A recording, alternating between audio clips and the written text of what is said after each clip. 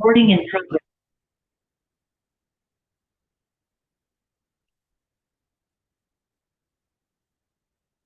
चलिए तो हम लोग मंगलाचरण से शुरू करते हैं।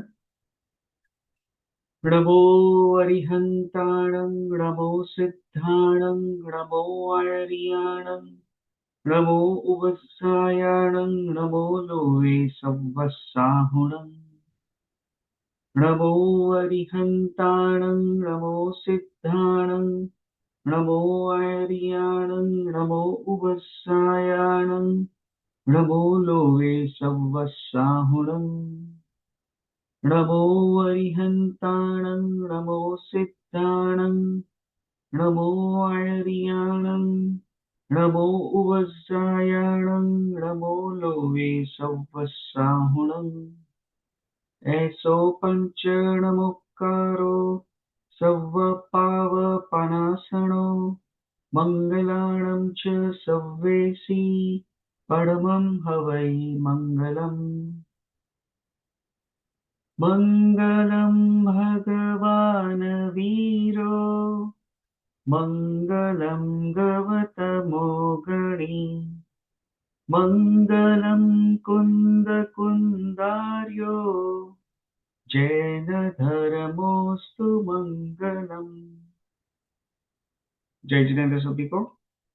तो चलिए हम लोग वापस अपना तत्व चर्चा आज की शुरू करते हैं, प्रारंभ करते हैं। और वापस यानी लाइक आज की प्रारंभ करते हैं।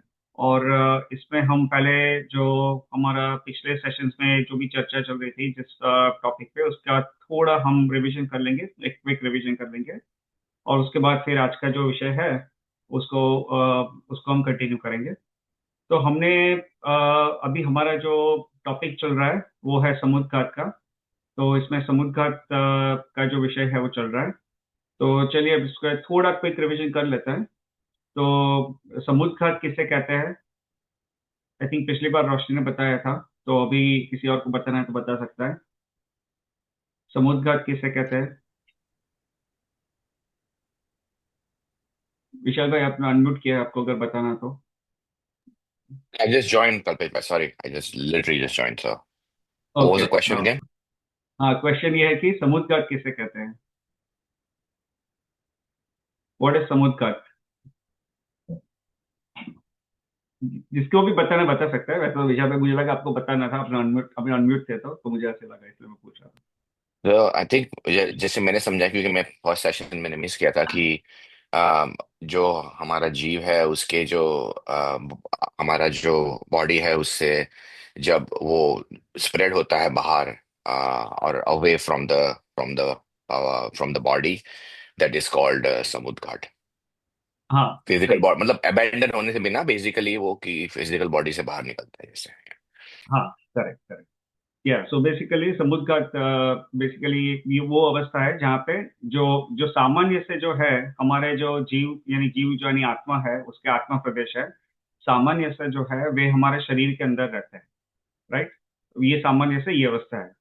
परंतु ऐसी अवस्थाएं उत्पन्न हो सकती है जहाँ पे जो आत्मा के प्रदेश है वो टेम्पररीली अपने जो शरीर से बाहर निकले और फिर थोड़े काल में वापस अपने शरीर में समा जाए।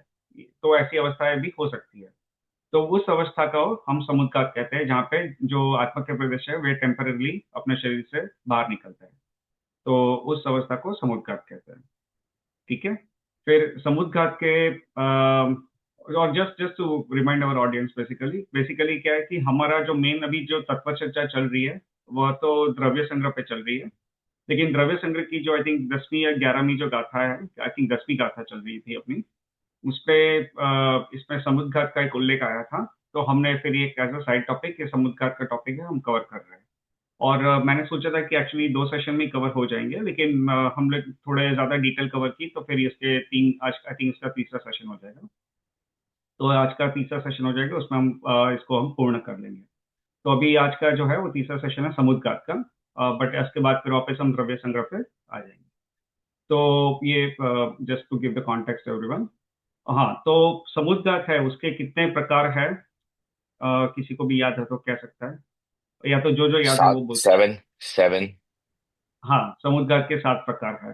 और उसमें से हमने कौन से देखे हैं, किसी को वो भी अगर याद हो तो बोलना सकता है। तो वेदना, कषाय, विक्रिया, मनातिका, तेजस, आहार का और केवली। तो 7 नाइन्स। हाँ, सही है।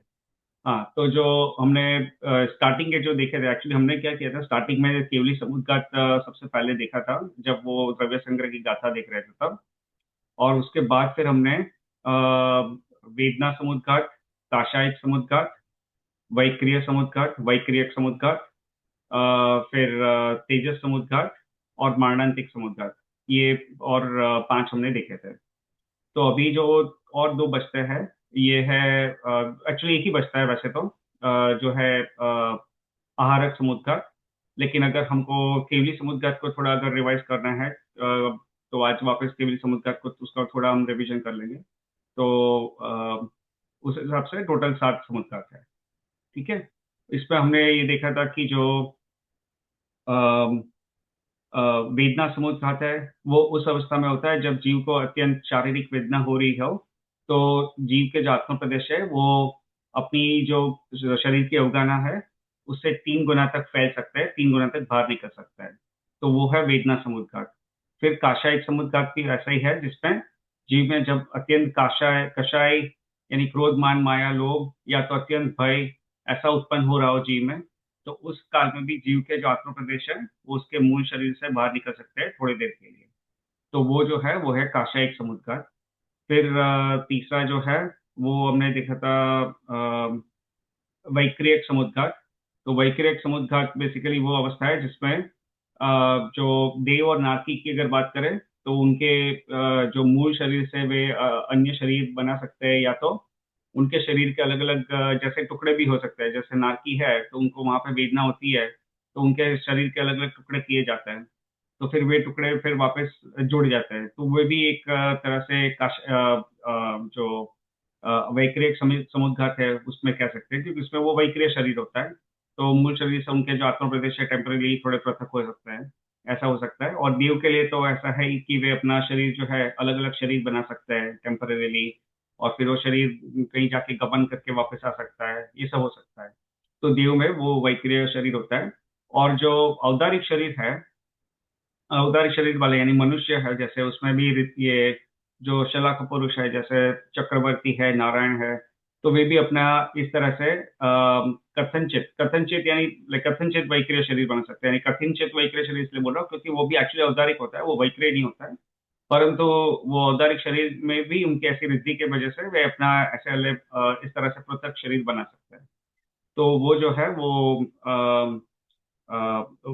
वैक्रिक समुद्र घाट है। तो ये तीसरा वाला था। फिर चौथा वाला जो है, तो हमने कौन सा बात की, वेदना, काशायिक, वैक्रियक, ये तीसरा था। फिर चौथा मारणांतिक समुद्र घाट, वो हमने पिछली बार देखा था। तो मृत्यु से अंतर्मुहूर्त पहले जीव के आत्म प्रदेश जहाँ पे जन्म लेना होता है वहां तक फैल सकते हैं। और वो बेसिकली वो पाथ जहाँ पे जिस पाथ से वो आत्मा भी गमन करके अगले भव में जाने वाला है, उस पाथ से वो आत्मा का प्रदेश फैल सकते हैं, वहां तक पहुंच के फिर वापस आ सकते हैं। तो ये जो है वो मरणांतिक समुद्र घाट है। ये चौथा हो गया। फिर पांचवा जो है वो है तेजस समुद्र घाट। तो तेजस समुद्र घाट जो है वो बेसिकली तेजस शरीर की अपेक्षा से कहा है। तो तेजस शरीर है वो 2 प्रकार के होता है, ये हमने पिछली बार देखा था। और उसपे तेजस जो एक है अनिहसरण तेजस शरीर, और दूसरा है निहसरण तेजस शरीर। तो अनियशरण तेजस शरीर तो हम सब जीव में होता है, सांसारिक हर एक सांसारिक जीव में होता है। और वो क्या है कि जीव में तेज या कांति प्रदान करने का कार्य करता है। लेकिन उससे उससे समुद्घात नहीं होता है। लेकिन जिस जीव में जो नियसरण तेजस शरीर होता है, जो अपने जो मूल शरीर से पृथक हो सकता है, तो वैसे जीव में तेजस समुद्घात होता है। उसमें क्या होता है कि जो एक पुतले के आकार का एक शरीर जो है वो अपने जो मूल शरीर है उसमें से निकलता है, और वो तेजस वर्गणा से बना होता है। तो जो पुद्गल है उसके अलग अलग वर्गणाएं होती है, उसके अलग अलग प्रकार की वर्गणाएं होती है। तो उसमें एक प्रकार की वर्गणा है तेजस वर्गणा, तो वो तेजस वर्गणा से बना होता है। और वो तेजस शरीर जो है वो शुभ और अशुभ दोनों प्रकार का हो सकता है। तो जो शुभ शरीर है वो जीव के दाएं कंधे से निकलता है, और जो अशुभ शरीर है वो जीव के बाएं कंधे से निकलता है, और फिर अपना जो भी कार्य है वो पूर्ण करके आ जाता है। तो जो शुभ तेजस शरीर है वो मुनिराज के दाएं कंधे से निकलता है, और वे इस तरह से वृद्धिधारी मुनिराज के, और उनको जब ऐसे कोई महामारी फैली हुई हो या कोई जीव का कल्याण करना हो, तो उसमें वे ऐसा ये तेज शरीर फिर वो उत्पन्न करके ये इस तरह से रोग निवारण या जो भी शुभ कार्य है वो करके वापस वो फिर जो शुभ तेजस शरीर है वो वापस उनके शरीर में आ जाता है। और जो अशुभ तेजस शरीर है वे भी वैसे तो मुनिराज को ही होता है। तो उसमें क्या होता है कि जैसे मुनिराज ने ऐसी रुद्धि तप के आधार से रुद्धि तो उत्पन्न कर ली, परंतु फिर उनका इस काल में सामान्य से देखे तो सम्यक दर्शन छूट जाता होगा, और ऐसी अत्यंत क्रोध की अवस्था होती है। लेकिन अभी उन्होंने तप करके ऐसी रुद्धि उत्पन्न कर ली हो, तो उनके पास ऐसा तेजस शरीर का निर्माण यानी जो अनिहसरण तेजस शरीर निर्माण करने की योग्यता हो सकती है। जैसे द्वीपायन मुनि की जो कथा है उसमें आता है। तो उसमें क्या है कि अत्यंत क्रोध की अवस्था में जो अपने बाएं कंधे से ये इस तरह से पुतले के आकार का एक तेजस शरीर निकलता है, वो लाल रंग का होता है, और वो फिर तेजस शरीर निकलता है, और फिर वो जहाँ पे जिसको भस्म करना होता है, जिसको जला कर खाक करना होता है, तो वो करके फिर वापस यहाँ उसके उनके शरीर में लौट आता है। तो ये जो है वो अशुभ तेजस शरीर है। तो ये अपना पांचवा प्रकार का समुद्घात था। फिर और दो बचे हैं, और आज जो छठा है वो है अ, आहारक आहारक शरीर। तो आहारक समुद्घात तो वो है, और फिर सातवां है केवली समुद्घात। तो केवली समुद्घात को भी हम थोड़ा ब्रीफली रिवाइज कर लेंगे। ठीक है। तो अभी आज का जो मूल विषय है वहां पे हम अभी शुरू कर रहे हैं। तो अभी जो नेक्स्ट प्रकार का जो समुद्घात है वो है आहारक समुद्घात। तो आहारक समुद्घात में क्या होता है? तो आहारक समुद्घात ऐसा है कि उसमें भी जो अपना अम, जो मुनिराज को ही होता है बेसिकली। और उसमें ये होता है कि जो अम, अम, मुनिराज जो मुनिराज जो इस तरह से रिद्धिधारी होते हैं, उनको इस तरह प्रकार का आहारक समुद्घात हो सकता है। और उसमें भी ऐसी रिद्धि हो तो ही वो ऐसा कर सकता है। तो ये आहारक शरीर जो है वो भी वैसे देखे तो एक प्रकार से देखे तो वो तेजस शरीर है, जैसा उसका प्रयोजन था उसके वैसा ही रहता है। लेकिन तेजस शरीर में क्या हो सकता है कि वो जो अनिहसरण तेजस शरीर है उसमें वो पुतले के आकार का शरीर निकलता है, और वो शुभ या अशुभ दोनों प्रकार के हो सकते हैं। जबकि जो आहारक समुद्घात है उसमें तो क्या है, वो जो आहारक शरीर निकलता है वो भी पुतले के आकार का होता है, और वो जो है वो सिर्फ सफेद रंग का होता है, और वो हमेशा शुभ ही होता है, उसमें कोई अशुभ कार्य नहीं होता है। तो ये जो आहारक शरीर जो है वो तो भावलिंगी मुनि को ही होता है, यानी भावलिंगी मुनि जिनको ऐसी वृद्धि हो वही अपना इस तरह से आहारक शरीर प्रकट कर सकते हैं।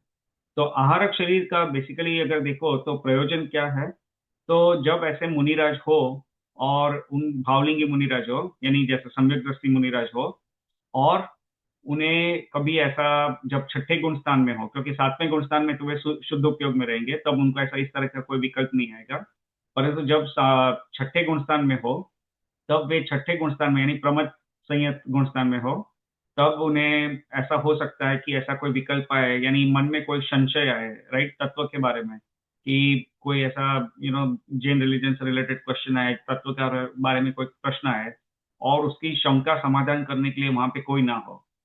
जैसे अभी जैसे पंचम काल यहाँ पे चल रहा है राइट, और यहाँ पे अभी कोई केवली उपस्थित नहीं है, तो अभी कोई शंका को कोई समाधान करने के लिए कोई उपस्थित ना हो आजू बाजू में, ऐसे केवली या कोई ज्ञानी पुरुष ना हो, और वे ये सोचे कि भैया मुझे अगर ये प्रश्न आया है और मुझे इसका उत्तर चाहिए, मेरा संशय है तो मुझे उसका उत्तर चाहिए, तो उसका निवारण करने के लिए वे क्या कर सकते हैं कि इस तरह का एक आहारक शरीर उत्पन्न कर सकते हैं अपनी रिद्धि से।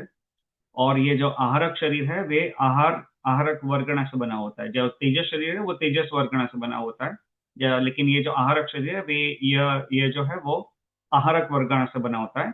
और ये आहारक वर्गणा से बना हुआ शरीर फिर क्या है कि वे यहाँ से वो रिद्धिधारी मुनि जो यहाँ से इवन भरत क्षेत्र में हो, तो यहाँ से विदेश क्षेत्र तक उनको भेज सकता है, या फिर इवन उससे भी दूर भेज सकते हैं उस शरीर को। और ये शरीर क्या होता है कि एकदम अत्यंत तीव्र गति से जाता है, गमन करके। वहां पे जो केवल ज्ञानी है, विदेश क्षेत्र में तीर्थंकर है, वहां पे जा सकता है। वहां पे अपना जो समोसरण में या तो अन्य जो केवली है उनके पास जा सकता है।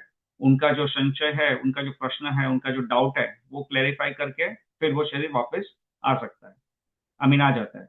और ये जो है, वे भी उसका काल भी अंतर्मुहूर्त ही है, यानी 48 लेस देन 48 मिनट्स में ये आहारक शरीर यहाँ से इतना दूर जाके आ सकता है। आप ये सोचिए कि यहाँ से अगर इंडिया जाने की डायरेक्ट फ्लाइट हो, तो भी यहाँ से इंडिया जाने की डायरेक्ट फ्लाइट में भी लाइक हमारे आई थिंक 16 घंटे या ऐसे लग सकता है, राइट, डायरेक्ट फ्लाइट हो तो। और ये तो सिर्फ इंडिया जाने के लिए, वो तो भरत क्षेत्र में ही है। तो ये तो आहारक शरीर कितना तीव्र गति से गमन करता है, क्योंकि यहाँ से विदेश क्षेत्र जो इतना काफी दूर है, और इतना दूर भी इतना फास्ट जाके 48 मिनट्स के अंदर आ जाता है। नॉट 16 घंटे, 48 मिनट्स, 48 मिनट्स के अंदर जाके आ जाता है। वहां पे जाता है, संशय का निवारण करता है, और फिर वो क्वेश्चन पूछ के उसका आंसर लेके फिर वापस आ जाता है। तो ऐसा इस प्रकार का जो है वो आहारक शरीर होता है। और इसमें ये तो एक प्रयोजन ये है आहारक शरीर का, कि ये जो है वो इस तरह से कोई मुनिराज को इस तरह से कोई क्वेश्चन आया तत्व के बारे में, और कोई क्वेश्चन डाउट आया, तो वो क्लैरिफाई करने के लिए वो जा सकता है। और दूसरा ये है कि यदि कोई मुनिराज को ऐसा विकल्प आए कि मुझे कोई जो जिन चैत्यालयों का ये करना है, वंदन करना है वहां पे, यानी जैन टेम्पल्स है वहां पे जाके, जहाँ पे जो जिन प्रतिमा है उनका वंदन करना है, उनके दर्शन करना है, ऐसा भी विकल्प विकल्प आ सकता है। तो इस काल में भी फिर ये मुनिराज है वो आहारक शरीर उत्पन्न करता है, और वो फिर आहारक शरीर जाता है, उन जिन चैत्यालयों में जाता है, वहां पे जिन प्रतिमाओं का दर्शन करके, जिन बिंब का दर्शन करके फिर वापस लौट आता है। तो ये भी प्रयोजन हो सकता है। तो या तो इस तरह के संशय आता है, क्वेश्चन आता है तत्व के बारे में, तो भी ये आरक शरीर यूज कर सकते हैं मुनिराज। और दूसरा ये है कि उनको अगर इस तरह से कोई तीर्थंकर के कल्याणक में जाना हो, वंदन करना हो, जिन चैत्यालय के वंदन करना हो, इस तरह से, जैसे जिन चैत्यालय जो यहाँ पे है, जैसे विदेश क्षेत्र है, वहां पे मेरू पर्वत है, वहां पे काफी सारे अकृत्रिम चैत्यालय है। तो ये इस तरह से जो वहाँ के दूर के जो चैत्यालय है वहां पे भी जा सकता है, नॉट जस्ट लाइक आजू बाजू में, लेकिन वहां पे इतने दूर के जो चैत्यालय है वहां पे भी जा सकता है, और फिर दर्शन करके वापस आ सकता है। तो ये जो है बेसिकली आहारक शरीर का मेन प्रयोजन है। ठीक है। तो मैं अभी स्क्रीन शेयर कर रहा हूँ, उस पे इसके बारे में जो डिस्क्रिप्शन है आहारक शरीर का, वो हम थोड़ा एक बार पढ़ लेते हैं।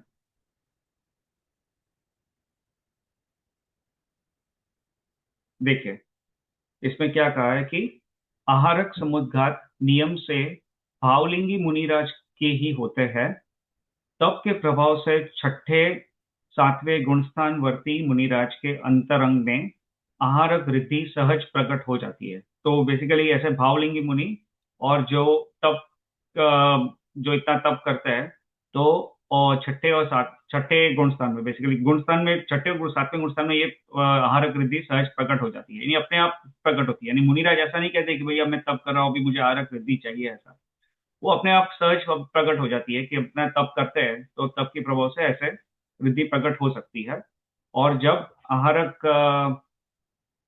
रिद्धिधारी मुनिराज को तीर्थ वंदना अथवा सूक्ष्म शंका के समाधान का विकल्प उत्पन्न होता है, यानी या तो उनको तीर्थ वंदना का विकल्प उत्पन्न हुआ, या तो सूक्ष्म शंका के समाधान का विकल्प उत्पन्न होता है। तो तब सूक्ष्म पदार्थ का ज्ञान करने के लिए अथवा वंदना के विकल्प की पूर्ति में असंयम को दूर करने के लिए वे जिस शरीर की रचना करते हैं उसे आहारक शरीर कहते हैं। ठीक है। तो यहाँ पे क्या कहा कि सूक्ष्म पदार्थ का ज्ञान करने के लिए अथवा वंदना के विकल्प की पूर्ति में असंयम को दूर करने के लिए, यहाँ पे भी ये शब्द उपयोग किया है, असंयम को दूर करने के लिए। तो उसका अर्थ क्या हुआ कि जब उनका ऐसा वंदना करने का विकल्प आया, तो उसको भी असंयम कहा है यहाँ पे, राइट। असंयम इसलिए क्या क्यों कहा है, क्योंकि आइडियली तो मुनिराज जो है उनको इस तरह से विकल्प नहीं होना चाहिए, इस तरह से लाइक उनको जो वे मुनिराज का स्वरूप जो है, हमारे शास्त्र में क्या कहा है कि वे छठे और सातवें गुणस्थान के बीच में झूलते हैं, राइट। तो जब सामान्य से तो वे उनको सातवें गुणस्थान यानी अप्रमत्त अवस्था में रहना चाहिए, जहां पे वे शुद्ध उपयोग में रहने चाहिए। परंतु जब वे शुद्ध शुद्ध उपयोग में नहीं रहते हैं और सॉरी शुद्ध उपयोग में आते हैं, यानी सात छठे गुण स्थान में जब आ जाते हैं और उनको इस तरह से विकल्प आता है कि मुझे इस तत्व का बारे में ये प्रश्न आया तो मुझे उसका प्रश्न का उत्तर चाहिए, या उनको इस तरह से विकल्प आया कि मुझे कोई जो जिन चैत्यालय है उनकी वहां पे जिन बिन के दर्शन करना है, तो उसको भी असंयम की अवस्था का है मुनिराज के लिए। ठीक है, तो ये पढ़ लेते हैं। तब सूक्ष्म पदार्थ का ज्ञान करने के लिए अथवा वंदना के विकल्प की पूर्ति में असंयम को दूर करने के लिए वे जिस शरीर की रचना करते हैं उसे आहारक शरीर कहा है। उसे आहारक शरीर है। मुनिराज औदारिक शरीर सहित अपने स्थान पर बैठे रहता है, यानी जो मुनिराज का जो औदारिक शरीर है वो शरीर के सहित अपने स्थान पर बैठे रहता है। और यह आहारक शरीर रूप पुतला औदारिक देह से निकलकर विकल्प की पूर्ति के लिए केवली शुद्ध केवली के समागम समागम में पहुंच जाता है। शंका का समाधान कर पुनः लौटकर मूल शरीर में प्रवेश करता है। औदारिक शरीर से निकले हुए इस पुतले में आत्मा के प्रदेश साथ साथ चलते हैं, यानी ये नया शरीर बनता है आहारक शरीर, उसमें भी आत्मा के प्रदेश उसमें रहते हैं। इस प्रकार आत्मा प्रदेश का शरीर से बाहर निकलना ही आहारक समुद्घात है। तो इस तरह से आत्मा प्रदेश का शरीर से बाहर निकलना, ये एक ये इसी को आहारक समुद्घात कहते हैं। ठीक है, तो ये पढ़ा जो, इसमें किसी को कोई क्वेश्चन, कोई डाउट, क्लैरिफिकेशन, या इट इज स्ट्रेट फॉरवर्ड?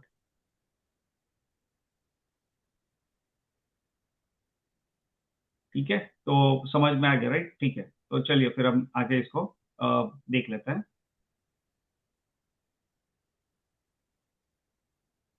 चलिए अभी इसमें आगे जो लिखा है ये भी इसको पढ़ लेते हैं कि आहारक रिद्धि का प्रयोग अथवा आहारक शरीर की रचना एवं आहारक समुद्घात नियम से प्रमथ संयत नामक छठे गुण स्थान में ही होता है। क्योंकि छठे गुण स्थान में ही मुनि को इस तरह से विकल्प आता है। जब सातवें गुण स्थान में हो मुनि, तो उसमें तो फिर उनको इस तरह से कोई विकल्प आते नहीं है, तो वहां पे फिर ये आहारक शरीर का प्रयोग नहीं होता है। तो ये हमेशा नियम से छठे गुण स्थान में ही हो सकता है। फिर यहाँ पे एक दूसरा क्वेश्चन यहाँ पे आता है कि क्या आहारक शरीर हमारे शरीर जैसा ही होता है, इसमें क्या विशेषताएं हैं? तो इसको हम पढ़ लेते हैं। तो ये क्या कहा है कि हमारा मूल शरीर तो औदारिक है, जो कि सप्त धातुओं से निर्मित है। जो औदारिक शरीर जो है, तो हमारा मूल शरीर तो औदारिक शरीर है, राइट, जो सप्त धातुओं से निर्मित है। सप्त धातु यानी क्या है? जैसे खून, हड्डी, मांस, शुक्र, ये जब जो है वो उस तरह से, इस तरह से टोटल सात धातुएं का है। तो हमारा जो औदारिक शरीर है वो इस सात धातुओं से बना हुआ है। लेकिन जबकि आहारक शरीर जो है, शरीर रिद्धि के प्रभाव से निर्मित विशेष शरीर है। यह शरीर एक हाथ प्रमाण होता है, यानी एक हाथ के साइज का होता है, और सर्वांग सुंदर, यानी हर रंग से सुंदर है, और समचतुष्ट संस्थान वाला है।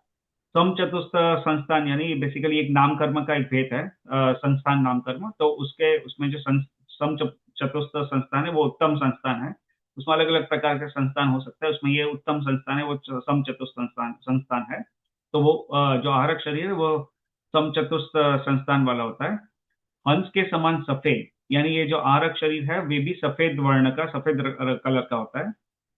सप्त धातु रहित होता है, ये वो सात धातु से बना हुआ नहीं है। जो औदारिक शरीर सात धातु से बना हुआ है, लेकिन जो आहारक शरीर जो इस तरह से रिद्धिधारी मुनि को उत्पन्न होता है वो सात धातु से रहित रहित होता है। पुरुष आकार होता है, यानी ह्यूमन बीइंग के शेप का होता है। यह शरीर मुनिराज के मस्तक से निकलता है। उनके जो मस्तक है, वो जो सामने का जो पार्ट है, जो नाक के ऊपर जो पार्ट है, मस्तक का जो पार्ट है, सिर का जो पार्ट है, वहां से निकलता है। और क्योंकि हमने ये देखा था ना, तेजस शरीर है वे कंधे से निकलता है, राइट, दाएं या बाएं कंधे से निकलता है तेजस शरीर। लेकिन ये जो आहारक शरीर है ये मस्तक से निकलता है। तो मुनिराज के मस्तक से निकलता है और एक ही दिशा में गमन करता है। आकाश प्रदेश की श्रेणी के अनुसार गमन करते हुए सिर्फ 90 डिग्री पर ही घूमता है, और इसका काल अंतर्मुहूर्त होता है। अब ये 90 डिग्री वाला पॉइंट है ना, इसको मैं बाद में ट्राई करूंगा, अगर मेरे पास समय रहा तो इसको मैं थोड़ा डिटेल में एक्सप्लेन करूंगा, लेकिन इसको अभी अगर टाइम अपने पास कम हो तो फिर मैं इसमें ज्यादा डिटेल में नहीं जाना चाहता हूँ, तो इसलिए फिर मैं इसको अभी स्किप कर रहा हूँ, लेकिन बाद में अगर इस कॉल में टाइम मिले तो I will explain this point also later. और इसका काल अंतर मुहूर्त है, तो ये आहार का शरीर का भी काल अंतर मुहूर्त है। ठीक है।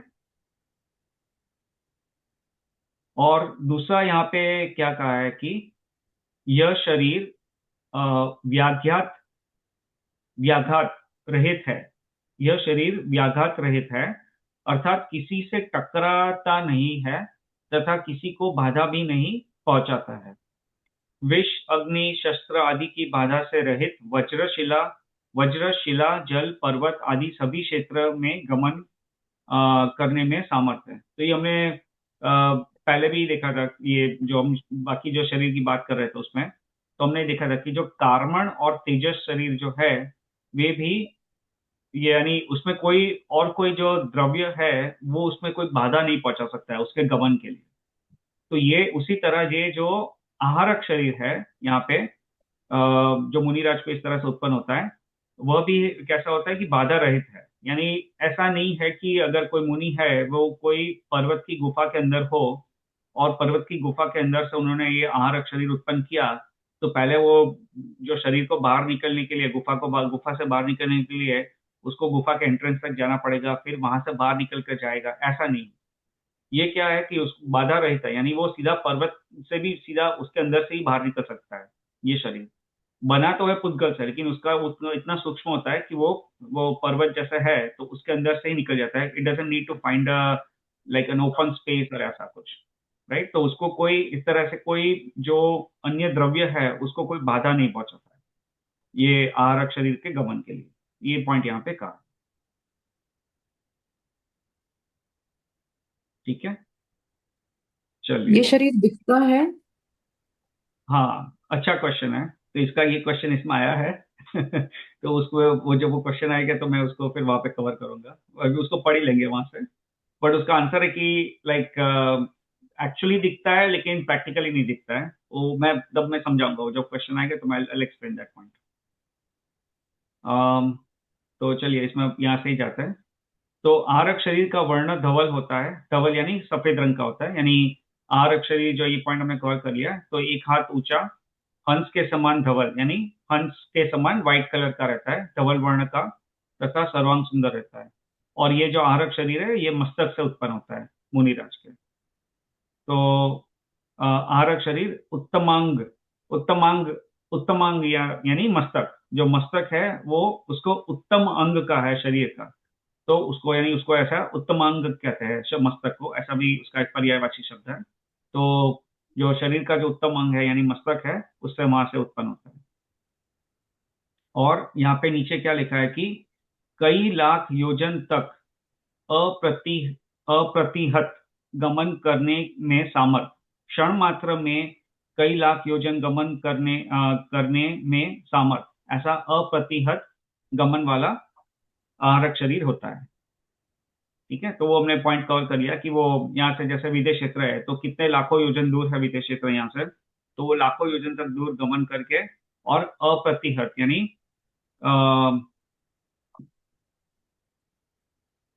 अप्रतिहत यानी लाइक कोई बाधा रहित होता है, तो उसमें कोई द्रव्य बाधा उसमें पहुंचाता नहीं है, और उस तरह से ये आहारक शरीर गमन कर सकता है। फिर इसमें और एक पॉइंट यहाँ पे नीचे आया है, इसको एक क्विकली कवर कर लेता हूँ। इसमें क्या कहा है कि आहारक शरीर में निगोद राशि नहीं होती है। तो इसमें क्या कहा है कि आहारक शरीर प्रमथ संयत ये जीव प्रत्येक शरीर वाले होते हैं, क्योंकि इनका निगोद जीवों के साथ संबंध नहीं होता है। ये पॉइंट का क्या इंपॉर्टेंस है, यानी लाइक इसका क्या कॉन्टेक्स्ट है मैं बताता हूँ।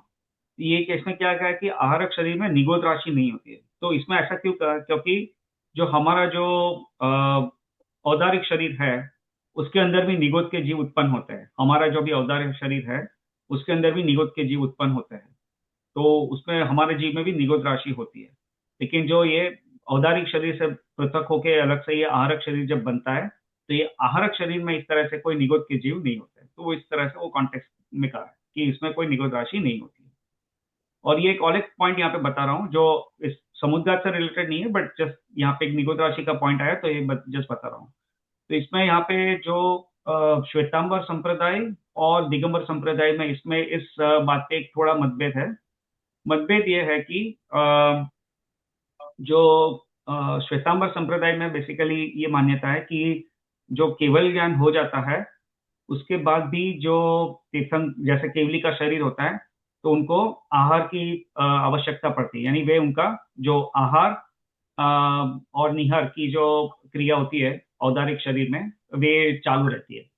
जबकि जो और उसमें क्या है कि वो उसमें और वो वे इनको आहार ग्रहण करना पड़ता है। और इस तरह से ये श्वेतांबर मान्यता है।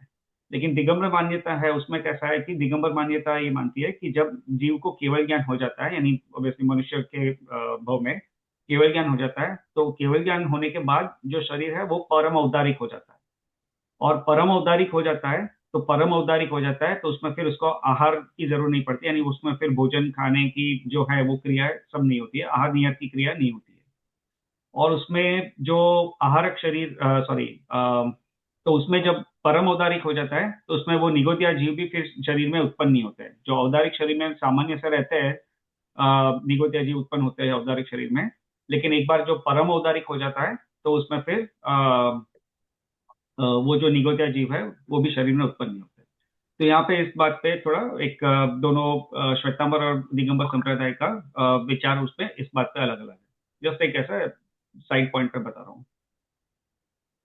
ठीक है, चलिए अभी इस पे हम आगे देखते हैं। और जो आरक शरीर का जो काल है वो अंतर्मुहूर्त का है, ये भी हमने देख लिया था। यहाँ पे कहा है कि बहुरी जाकी जगन्य व उत्कृष्ट स्थिति अंतर्मुहूर्त काल प्रमाण है।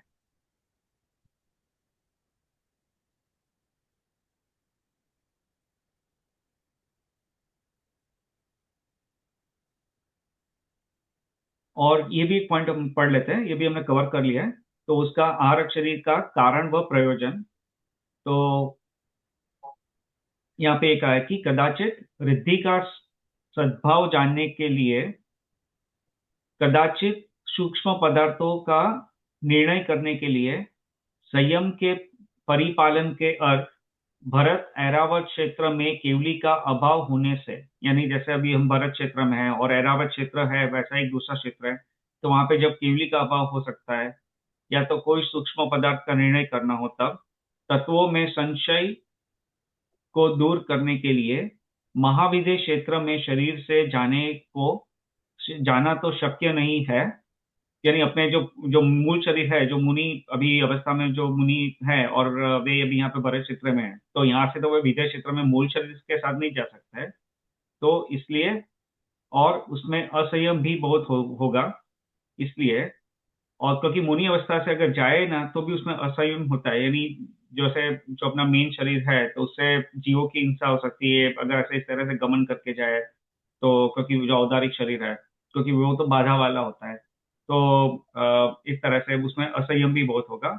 इसलिए विद्वान मुनि आहारक शरीर की रचना करते हैं। तो ये जैसे एक सेम पॉइंट है, जैसा अलग से वापस एक्सप्लेन किया है ये बता दिया।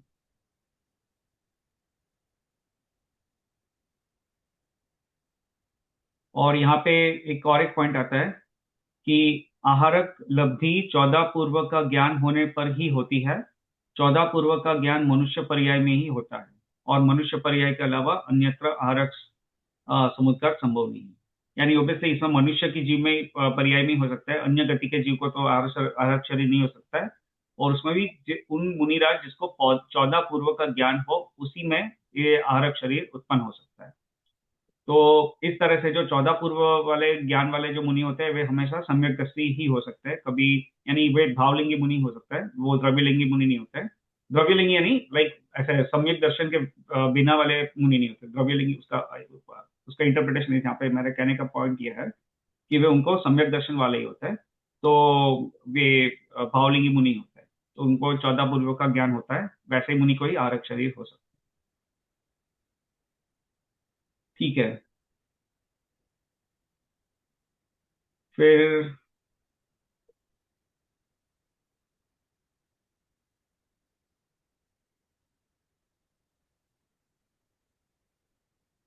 अभी आई थिंक रोशनी का जो पॉइंट है वो भी आ जाएगा इसमें। मैं जस्ट एक बार देख रहा हूँ।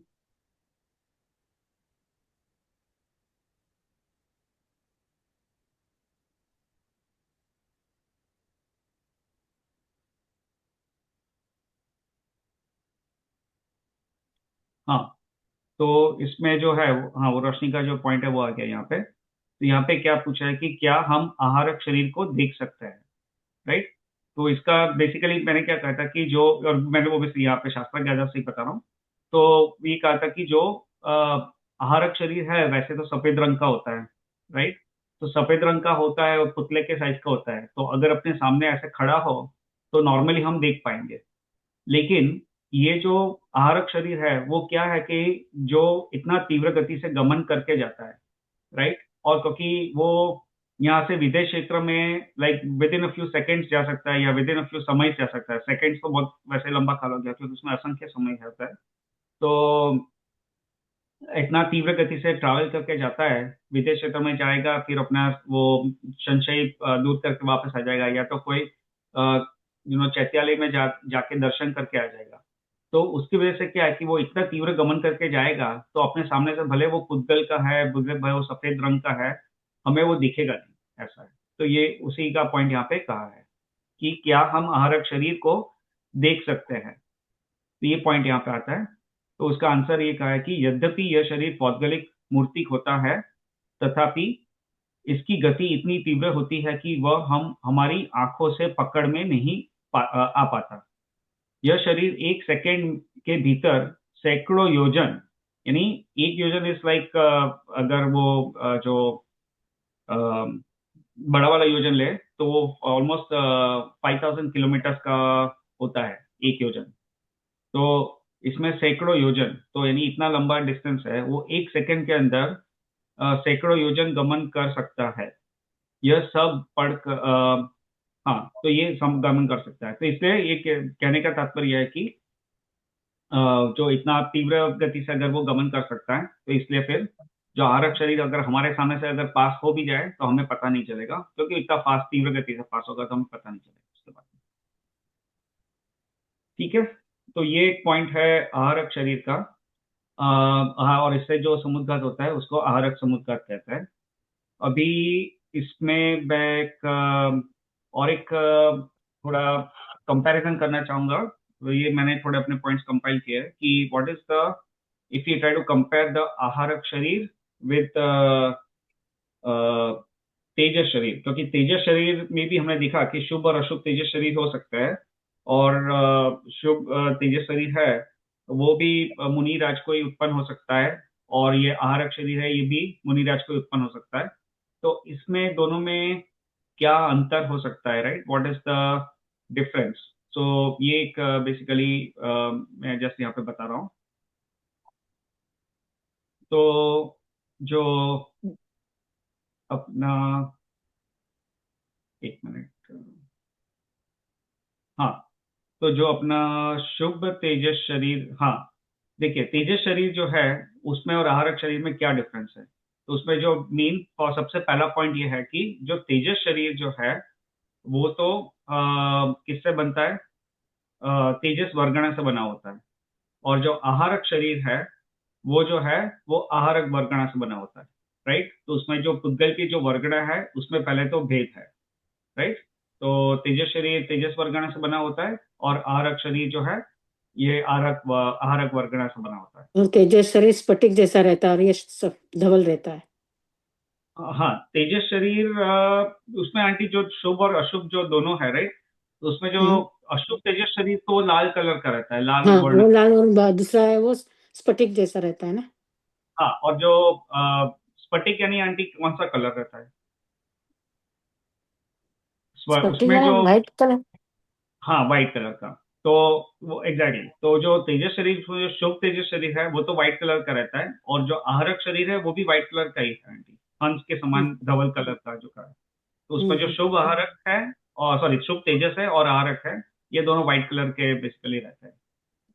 फिर दूसरा मेन पॉइंट ये है कि जो तेजस शरीर है उसमें शुभ और अशुभ दोनों हो सकते हैं, जबकि जो आहारक शरीर है वो तो हमेशा शुभ ही रहता है। उसमें वो आहारक शरीर का कोई ऐसा प्रयोजन नहीं होता है कि किसी को कोई दुख पहुंचाए या किसी को कोई इस तरह से कोई किसी को भस्म कर दे या किसी के क्रोध के काल में उत्पन्न हो, ऐसा नहीं होता है।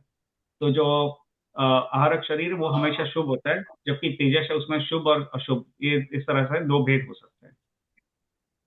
फिर तीसरा ये है कि जो अ, कितना डिस्टेंस ट्रैवल कर सकता है। तो तेजस शरीर जो है वो हमने पढ़ा था कि वो उसका जो रिलेटिवली कम डिस्टेंस ट्रैवल करता है। जैसे हमने द्वीपायन मुनि की कहा कथा सुनी थी, तो द्वीपायन मुनि जो थे वे वहां पे थे, द्वारिका नगरी में थे। और उन्होंने क्या किया कि वो द्वारिका नगरी का जो भस्म करना था, तो उन्होंने वो तेजस शरीर उत्पन्न किया अपने बाएं कंधे से, और वो फिर वहां से जाके वो उतने एरिया में, यानी नजदीक में ही द्वारिका नगरी है, वहां पे वो जाके उसको भस्म करके आ गया। और उसका जो मैक्सिमम डिस्टेंस है वो भी लिमिटेड है इतना। जो यहाँ पे बात कर रही है तेजस शरीर की। लेकिन जो आहारक शरीर है वो तो काफी थाउजेंड्स ऑफ योजन्स ट्रैवल करके आ सकता है। जैसे यहाँ से कोई विदेश क्षेत्र, भारत क्षेत्र से विदेश क्षेत्र भी जा सकता है आहारक शरीर। तो आहारक शरीर का जो ट्रैवल डिस्टेंस का जो रेंज है वो ज्यादा है। फिर हमने वर्ण की बात कर ली कि कलर जो है वो तेजस का रेड या व्हाइट हो सकता है, शुभ या अशुभ, आई मीन अशुभ या शुभ हो उसके हिसाब से। जबकि आहारक शरीर का वर्ण हमेशा व्हाइट ही होता है, सफेद रंग का ही होता है। दूसरा ये पॉइंट भी यहाँ पे इस तरह से एक्सप्लिसिटली नहीं कहा है, लेकिन जितना मैंने समझा है उसके हिसाब से मुझे ऐसा लगता है कि जो तेजस शरीर है वो क्या है, हम उसको देख सकते हैं, क्योंकि वो इस तरह पुतले का आकार का रहता है, या तो लाल या सफेद वर्ण का रहेगा, और वो इतनी तीव्र गति से गमन करके नहीं जाएगा, क्योंकि वो एक जगह पे रह सकता है। अगर जैसे वो द्वारिका नगरी को जला रहा है तो हमें दिख सकता है कि भैया वो यहाँ पे जा रहा है और नगरी को जला रहा है, उस तरह से। जबकि जो आहारक शरीर है वो हमने अभी देखा कि वो अपने जो आंखों से हम उसको देख नहीं पाएंगे। इसलिए उसके देख इसलिए नहीं पाएंगे क्योंकि वो ऐसा रहेगा तो सफेद वर्ण का और एक हाथ के साइड का रहता है, तो उसका ऐसा नहीं कि इतना छोटा रहे कि दिखेगी नहीं, ऐसा नहीं होता है। लेकिन वो इतना तीव्र गति से गमन करके जाता है और तीव्र गति से आ जाता है, तो उस वजह से हमें नहीं दिखेगा। तो तीव्र गति के गमन की वजह से वो हमें नहीं दिखेगा। तो ये हमने बात की आहार अक्षर की, कि उसको हम देखना बेसिकली प्रैक्टिकली वो दिखेगा नहीं। और हमने फिर और एक डिफरेंस ये देखा कि जो तेजस शरीर है वो कंधे से निकलता है, राइट। शुभ होगा तो दाएं कंधे से निकलेगा और अशुभ होगा तो बाएं कंधे से निकलेगा। जबकि जो आहारक शरीर है जो है वो मुनिराज के मस्तक से निकलता है, राइट। तो ये एक और एक डिफरेंस है। और और एक जो डिफरेंस है कि जो तेजस शरीर है उसका it can move in any direction, right. So तेजस शरीर का ऐसा नहीं है कि उसका जो डायरेक्ट मूवमेंट का पाथ है वो ऐसा फिक्स रहेगा। It can move in any direction overall. जबकि जो आहारक शरीर है वो हमने एक वो पॉइंट पढ़ा था कि वो 90 डिग्री टर्न लेके ही जाएगा, and it goes in a specific path, right.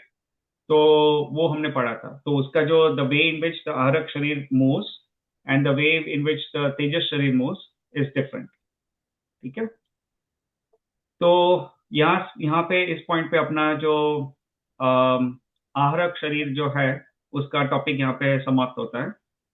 अगर किसी को इंटरेस्ट हो तो फिर मैं उस पॉइंट को कवर करूँ कि वो 90 डिग्री का जो कॉन्सेप्ट है कि 90 डिग्री का टर्न है वो कैसे है वो कवर करो।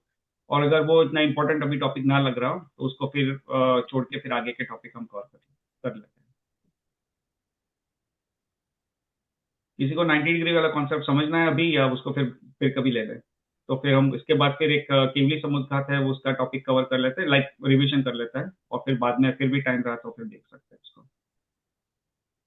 ठीक है, काम करते हैं I केवली think समुद्घात। cabling, हाँ, I was going to suggest कि cabling हाँ का खत्म करके then we can cover it, yeah, later. हाँ, ठीक है ठीक है, चलिए। तो हम लोग केवली समुद्घात का फिर टॉपिक रिवाइज कर लेते हैं। तो केवली समुद्घात का जो अपना टॉपिक है वो एक्चुअली हमने आई थिंक थोड़े सेशंस पहले कवर किया था, जब हमने जो द्रव्य संग्रह की जो 10वीं गाथा है उसको लिया था तब। लेकिन आई थिंक उसमें से कई, आई थिंक मुझे लगता है कई लोग शायद नहीं थे। तो एक और अगर हो भी तो भी ठीक है, एक रिविजन हो जाएगा सबके लिए। तो केवली समुद्घात का हम टॉपिक वापस उसको भी कवर कर लेते हैं। तो जो लोग थे उनको बता सकते हैं कि केवली समुद्घात क्या होता है, कब होता है, और उसका क्या प्रयोजन है। किसी को भी अगर पता हो या याद हो और किसी को उत्तर देना है केवली समुद्र के बारे में तो कह सकते हैं, फिर मैं तो बताऊंगा ही, बट किसी को याद और कहना तो कहना। अच्छा, विभा आंटी को कहना है, ठीक है, चलिए विभा आंटी आप ही बता दीजिए। केवली समुद्र जब केवली मुनि को जब हो जाता है, पर उसके 4 अघाती कर्म बाकी रहते हैं, उसमें आयुष्य कर्म यदि पूरा होने आया और बाकी के कर्म बाकी रह जाते हैं 3, तो उसको पूरा करने के लिए वो केवली समुद्घात करते हैं, अपने आत्म प्रदेश को पूरे इसमें फैला देते हैं लोकाकाश में, और उस हिसाब से फिर उनकी मृत्यु हो जाती है, यानी ये हो जाता है, तब उसको केवली समुद्घात कहते हैं। हाँ, तो सही है, आंटी ने already covered most of the points, तो गुड।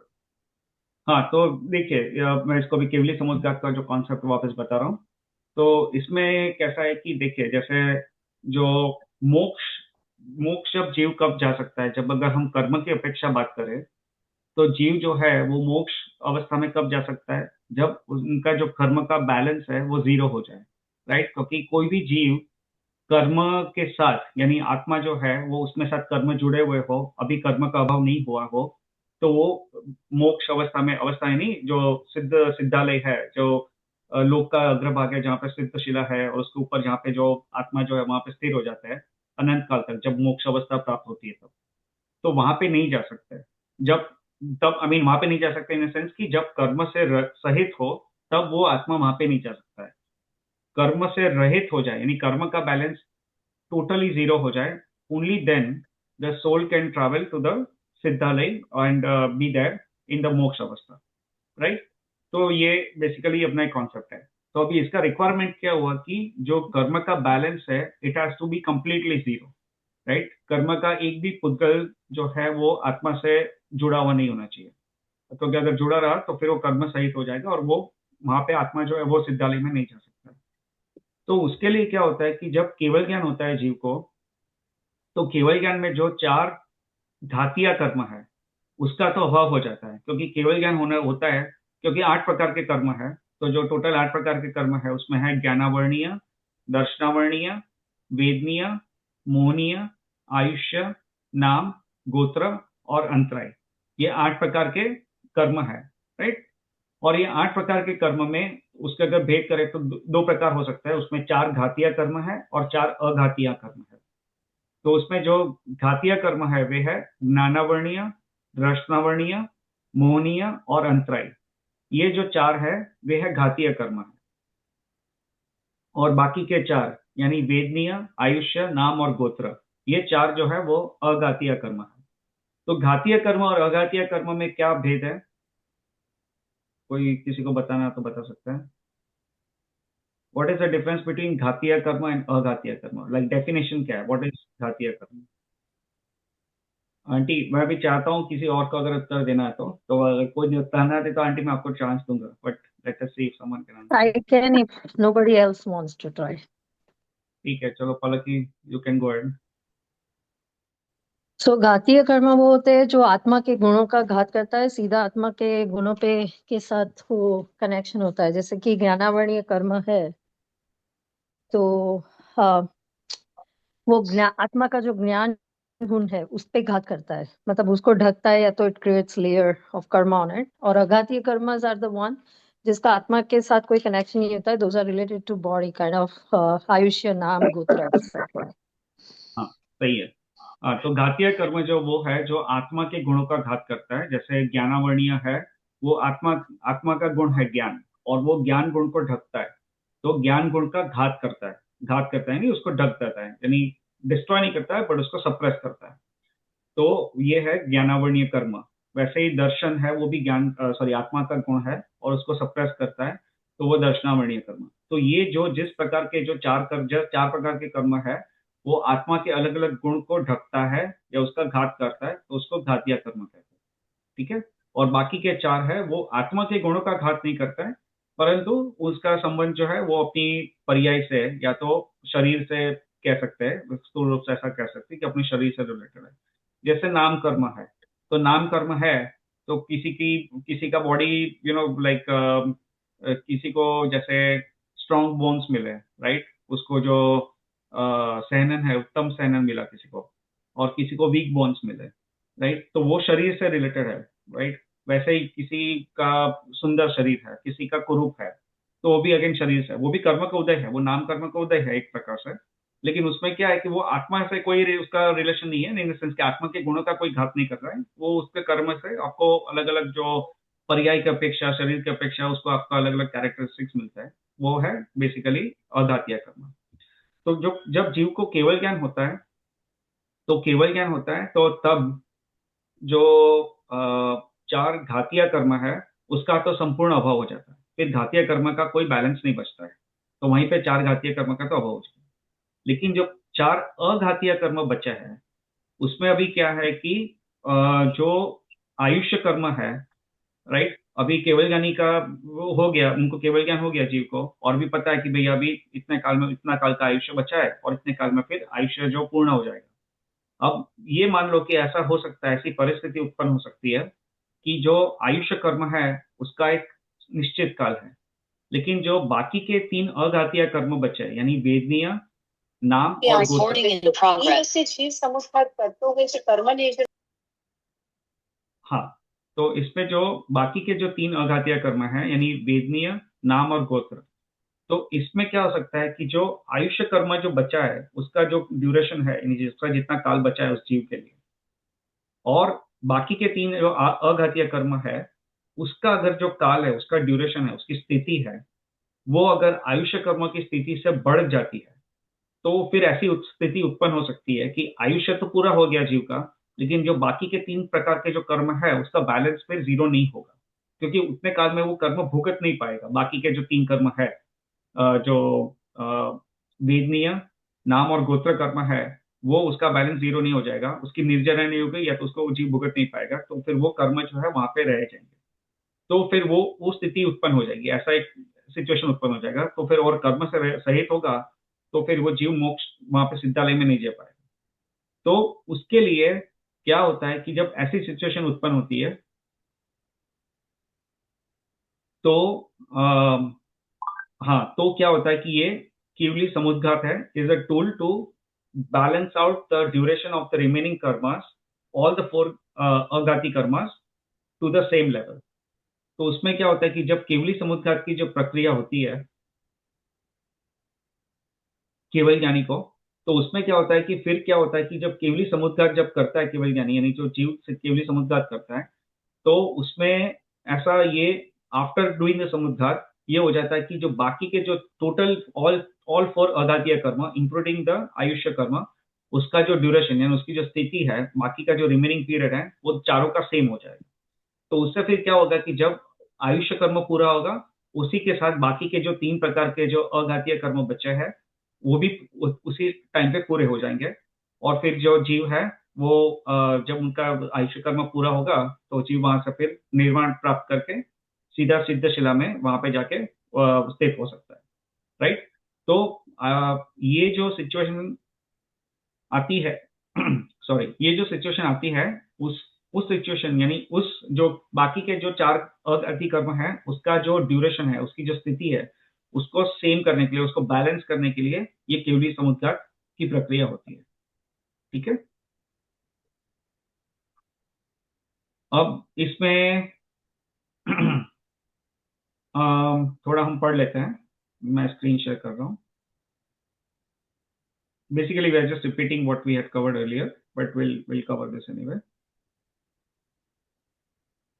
तो देखिए, इसमें केवली समुद्घात है, यहाँ पे क्या कहा है कि आयु कर्म की स्थिति अंतर्मुहूर्त शेष रहने पर वेदनीय, नाम और गोत्र, ये तीन अघाती कर्म की स्थिति आयु कर्म के बराबर करने के लिए केवली भगवान के आत्मा प्रदेश मूल शरीर से बाहर निकलते हैं।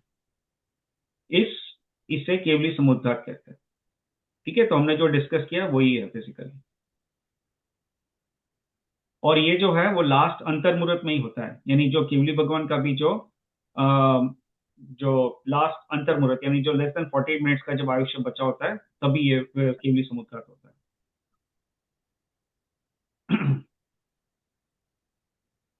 और ठीक है, तो ये एक है। अभी आगे, हाँ, अब केवली समुद्घात में होता क्या है, तो केवली समुद्रघात में होता क्या है वो भी एक बार जस्ट मैं एकदम बेसिक लेवल पे बता देता हूँ, फिर हम लोग उसको पढ़ भी लेंगे। तो केवली समुद्रघात में होता यह है कि जो लास्ट अंतर्मुहूर्त का जो ड्यूरेशन रहता है आयुष्य पूर्ण होने से पहले, तब ये होता है कि जो केवली के शरीर में से जो आत्मा के प्रदेश है वे पूरे बाहर निकलते हैं। और बाहर निकलते हैं यानी कितने बाहर निकलते हैं, तो बेसिकली क्या होता है कि जो 4 स्टेज में होता है, एक्चुअली टोटल 8 स्टेजेस है, लेकिन उसको एक अगर स्टार्टिंग के 4 स्टेजेस के पहले उसको लिख लेते हैं, फिर बाकी के एंडिंग के 4 स्टेजेस भी देख लेंगे।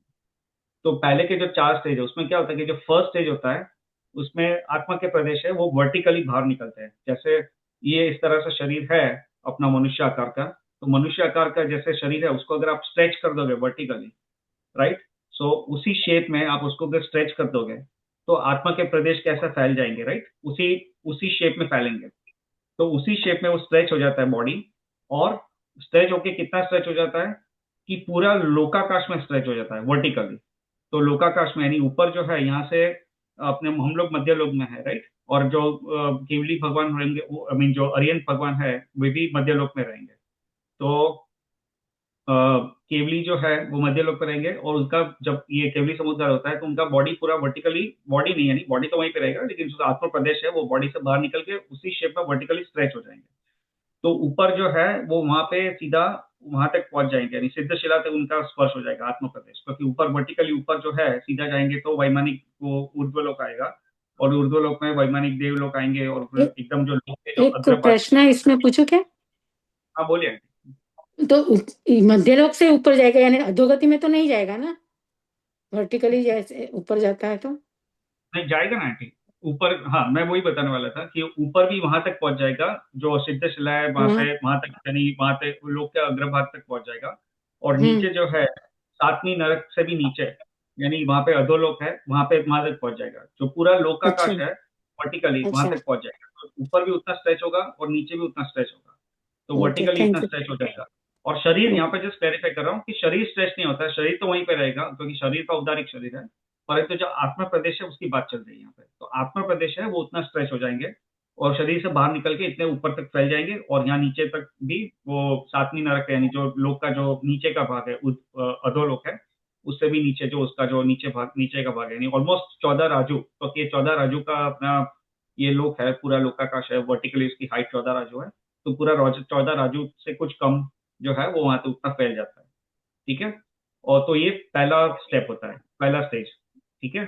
फिर दूसरा स्टेज है, उसमें क्या होता है कि जो आत्म प्रदेश है वे ईस्ट और वेस्ट डायरेक्शन में फैलते हैं, राइट। तो ये फर्स्ट स्टेज में वर्टिकली फैले, और वो एक्चुअली होता है पहले समय में, राइट। जो ये 8 समय की प्रक्रिया है, तो फर्स्ट समय, क्योंकि समय is unit of time, right, तो ये जो और स्मॉलेस्ट यूनिट ऑफ टाइम, तो पहले समय में ये वर्टिकली यानी वर्टिकली फैलते हैं आत्म प्रदेश। फिर जो दूसरा समय है उसमें इस तरह से हॉरिजॉन्टली ईस्ट और वेस्ट डायरेक्शन में फैलते हैं, ऐसा कह सकता है। और फिर वो भी अपने बॉडी के शेप में ही फैलते हैं, तो जो लोकाकाश का जो भी उसके लिमिट आती है उस लिमिट तक फैलते हैं। फिर थर्ड समय होता है, उसमें आगे और पीछे, क्योंकि 3 डायमेंशनल है ना, तो it's not only about up and down and left and right, 3 dimensional है, तो आगे पीछे जो है डेप्थ है वहां पे भी फैल जाते हैं। और फिर तो उस तरह से फैल जाता है। और जो चौथा समय होता है, उसमें फिर जो शेप अपना जो बॉडी का जो शेप है उससे निकलकर जो भी जितना भी एरिया बचा है जहाँ पे भी आत्मा प्रदेश नहीं फैला है वहां पे फैल जाता है, राइट। तो वो चौथा बेसिकली चौथा समय में उस तरह से फैलता है। तो 4 समय में क्या होता है कि जो केवली के जो आत्मा प्रदेश है वे पूरे लोकाकाश में फैल जाता है। और जो चौथा समय होता है उस अवस्था में क्या होता है कि जो केवली के हर एक आत्मा प्रदेश है वो हर एक लोकाकाश के हर एक आकाश प्रदेश में रहता है। जीव का हर एक एक आत्म प्रदेश, जीव के आत्मा का हर एक आई मीन नॉट हर एक, लाइक एक आत्म प्रदेश लोकाकाश के हर एक आकाश प्रदेश में फैला होता है। तो उस अवस्था चौथे समय में ऐसी बनती है, ठीक है। तो उस टाइम ऐसा होता है कि पूरा लोकाकाश में उस केवली का आत्मा प्रदेश है वो फैले रहता है पूरे लोकाकाश में। तो लोकाकाश का कोई भी एक आकाश प्रदेश ऐसा नहीं बचता है जहां पे जीव का यानी उस केवली ग्लानी का आत्मा प्रदेश ना हो, ठीक है। तो वो मैक्सिमम उसकी जो लिमिट है वहां पे फैल जाता है। और फिर जो 5वें समय में फिर उसका रिवर्स हो जाता है, तो फिर वो जो लोक पूरण है उसमें से फिर वापस उसके आत्म प्रदेश वापस आ जाता है और वो मनुष्य शेप में आ जाता है 5th समय में। 6th समय में क्या है कि फिर वो जो आगे पीछे जो आत्म प्रदेश स्ट्रेच हुए थे वो वापस आ जाता है 6th समय में। 7th समय में ईस्ट वेस्ट में जितने आत्म प्रदेश जो पहले हुए थे वो वापस आ जाता है। और 8th समय में वापस जो वर्टिकली जो आत्म प्रदेश पहले थे वो वापस आ जाता है। तो 8th समय के बाद अल्टीमेटली ये हो जाता है कि जो आत्मा प्रदेश है वो वापस पूरे लोकाकाश में फैल के 8th समय में वापस जो केवल ज्ञानी के जो शरीर है उसमें वापस आ जाता है। तो इस प्रक्रिया जो है उसको बेसिकली केवली समुद्गार कहते हैं। तो बेसिकली ये 8 समय की प्रक्रिया है और ये इसी सीक्वेंस में होती है। पहले वर्टिकली होती है, फिर ईस्ट वेस्ट होती है और फिर ये आगे पीछे का जो डायरेक्शन है उसमें होती है। तो और फिर उसके बाद वो लोक पूर्ण अवस्था होती है जिसमें जो बाकी की जो स्पेस बची है उसमें भी आत्म प्रदेश पाया जाता है। तो ये इसी सीक्वेंस में ही होता है और ये 8 समय की प्रक्रिया है। और ये 8 समय की जो प्रक्रिया है उसके होने के बाद क्या होता है कि जो केवल यानी जो हमने बात की कि बाकी के जो टोटल जो 4 अघातीय कर्म है, आयुष्य कर्म और बाकी के जो 3 अघातीय कर्म है, तीनों की स्थिति है वो सेम हो जाती है, समान हो जाती है। तो उसका क्या होता है कि जब वो केवल ज्ञानी का जो आयुष्य पूर्ण होगा तो बाकी के जो 3 अघातीय कर्म है उसी टाइम पे उनके भी वो भी पूर्ण हो जाएंगे, उसका भी बैलेंस 0 हो जाएगा। और फिर वो जब निर्वाण होगा तो उसके बाद वो जो केवल ज्ञानी है उनका जो जीव है फिर वो सिद्धशिला में चला जाएगा, राइट, सिद्धालय में चला जाएगा। तो ये बेसिकली केवली समुद्घाट है और ये उसका बेसिकली ये उसका एक्सप्लेनेशन है।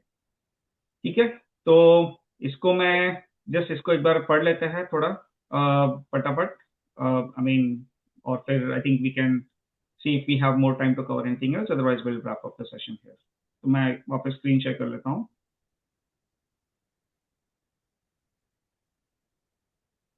देखिए, ये तो हमने पढ़ लिया।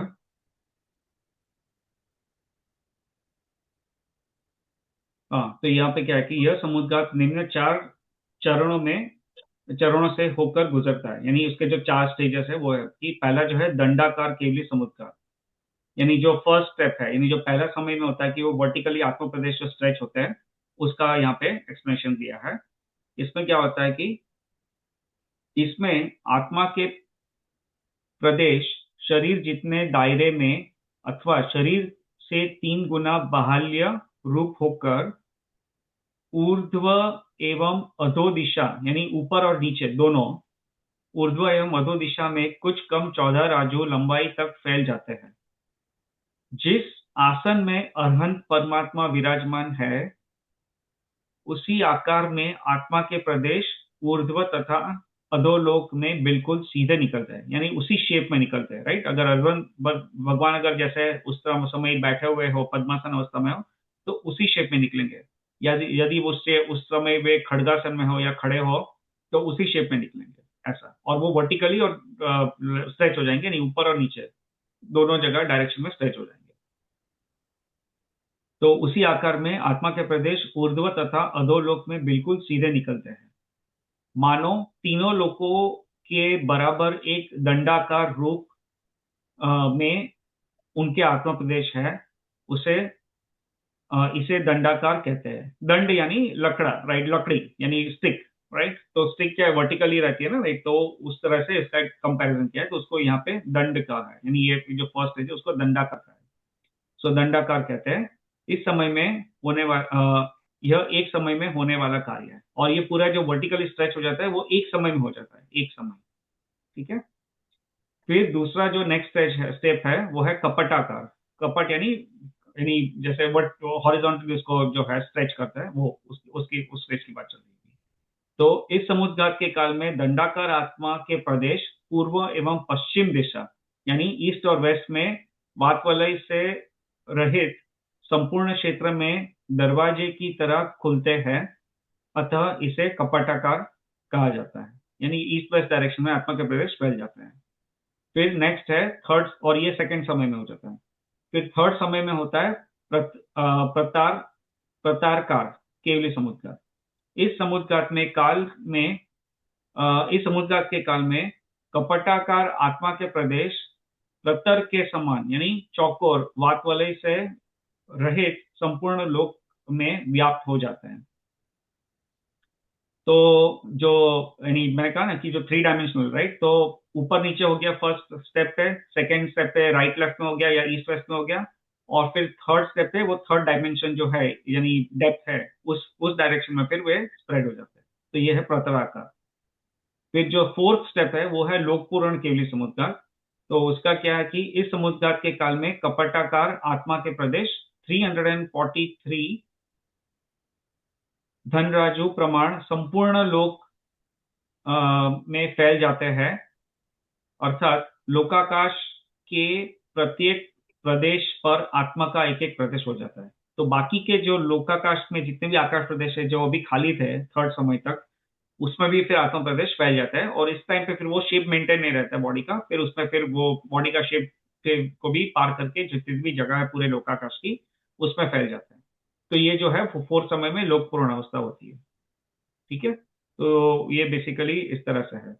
तो यहाँ पे ये क्या कहा कि इस प्रकार एक एक समय में क्रम से एक एक समुद्रघात को प्राप्त होते हुए चौथे समय में समुद्रघातगत केवली के आत्मा प्रदेश लोकपूर्ण अवस्था को प्राप्त होते हैं।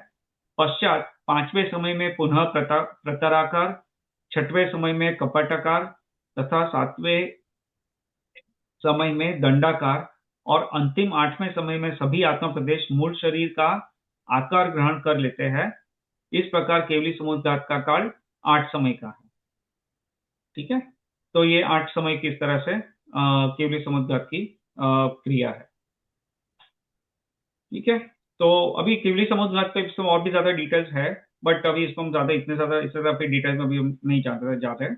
तो ये है, तो इस तरह से ये केवली समुद्रघात होता है।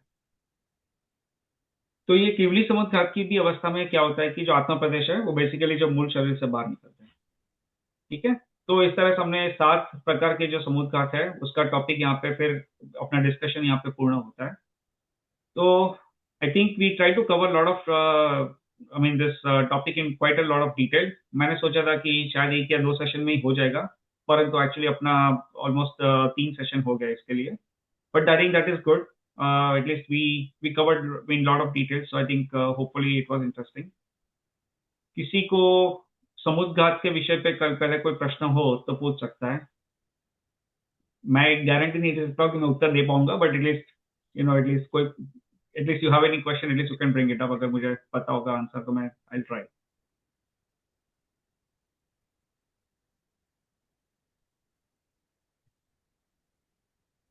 सबको समझ में आ गया लग रहा है, किसी को कोई क्वेश्चन नहीं है, no doubts, that is good. Roshni कल एग्जाम ले लेंगे फिर समुद्रघात पे। I am ready. अच्छा, चलो अच्छा है।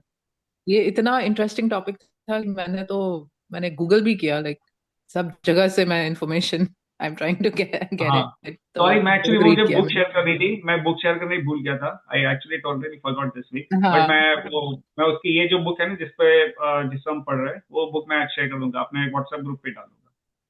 यानी द्रव्य संग्रह की हाँ पूरी किताब करोगे पीडीएफ का? हाँ आंटी, आपको हाँ द्रव्य संग्रह के भी मैं भेज दूंगा। द्रव्य संग्रह के अलग अलग किताब है, वर्जन है।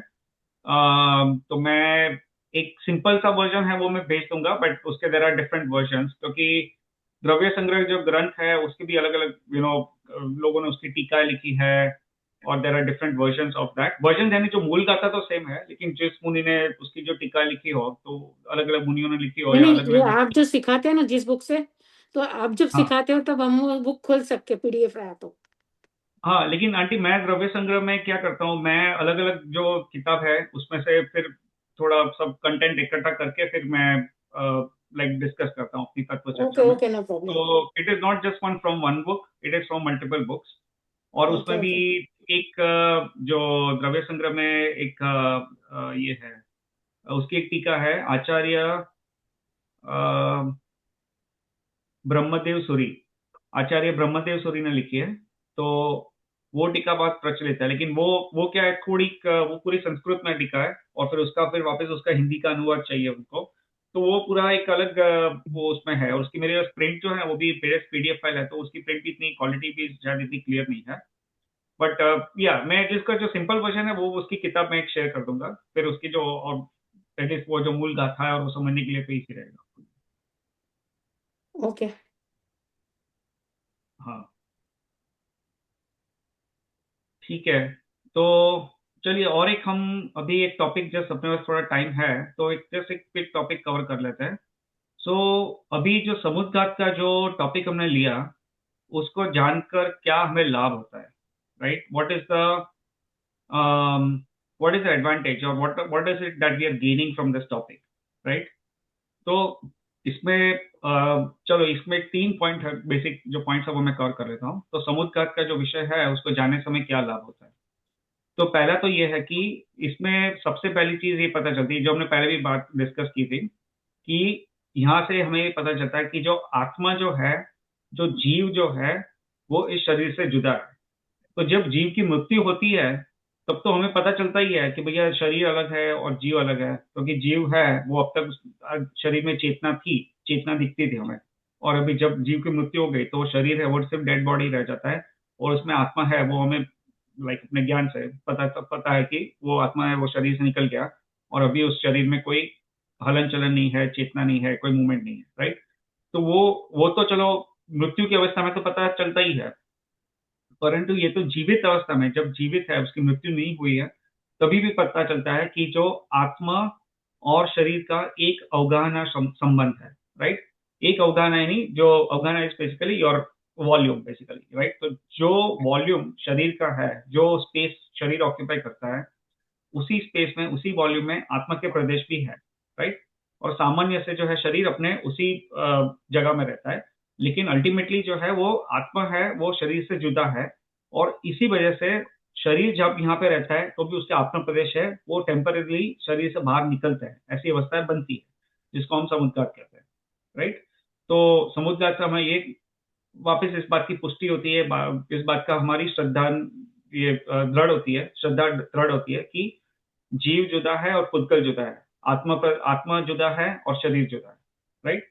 तो ये इस बात का हमारा श्रद्धा दृढ़ होता है। तो ये पहला पॉइंट है। फिर दूसरा ये है कि इससे क्या है कि ये जो समुद्घात का टॉपिक है उससे हमें केवल ज्ञान की महिमा आती है, राइट? क्योंकि वैसे सिर्फ समुद्घात का टॉपिक नहीं, कर्णानुयोग के बहुत सारे टॉपिक्स है वैसे है, जिसमें इतनी सूक्ष्मता से वस्तु का जो स्वरूप है, जो चीज वस्तु व्यवस्था जैसी है उसको बताया है। और ये इतनी जो सूक्ष्म चीजें है वो सिर्फ केवल ज्ञानी के ज्ञान से ही हमें पता चल सकती है, क्योंकि जैसे आत्मा है ये है अरूपी है, राइट?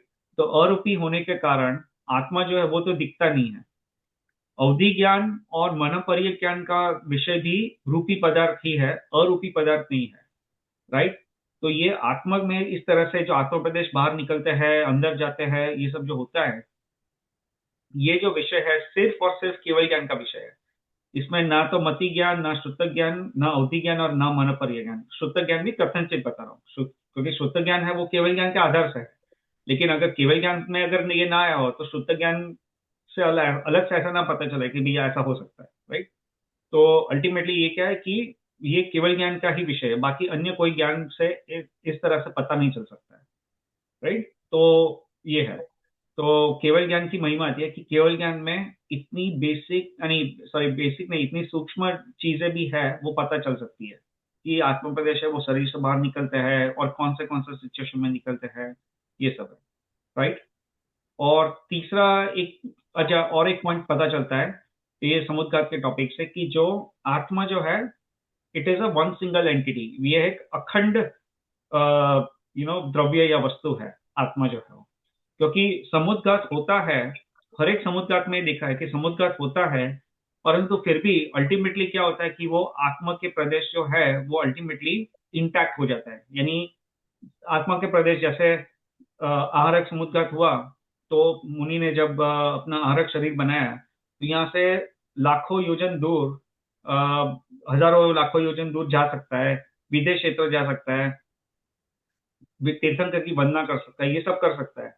लेकिन फिर भी अल्टीमेटली क्या है कि वे आत्मा प्रदेश, अल्टीमेटली वो आरक शरीर भी लौट के आ जाता है और वो आत्मा प्रदेश भी अल्टीमेटली जो है उसका एक वन एंटिटी बन जाती है। तो कभी ऐसा कोई ये प्रसंग नहीं उत्पन्न होता है। कोई भी आप समुद्र तट देख लो, कोई भी कभी ऐसा प्रसंग उत्पन्न नहीं होता है कि आत्मा प्रदेश जो है वो अखंड नहीं रहता है, राइट, यानी उसके खंड हो जाते हैं कि भैया अभी मारणांतिक समुद्र घात हुआ और कोई कहे कि भैया अभी आत्मा प्रदेश वहां तक पहुंच गए जहाँ पे उसको जन्म लेना है और बीच में मृत्यु हो गई, तो कभी ऐसा नहीं रहेगा कि भैया कभी थोड़े आत्मा प्रदेश यहाँ पे रह जाएंगे और थोड़े पर आत्मा प्रदेश वहां पे पहुंच जाएंगे। Ultimately they will come back together and they will form that one single entity.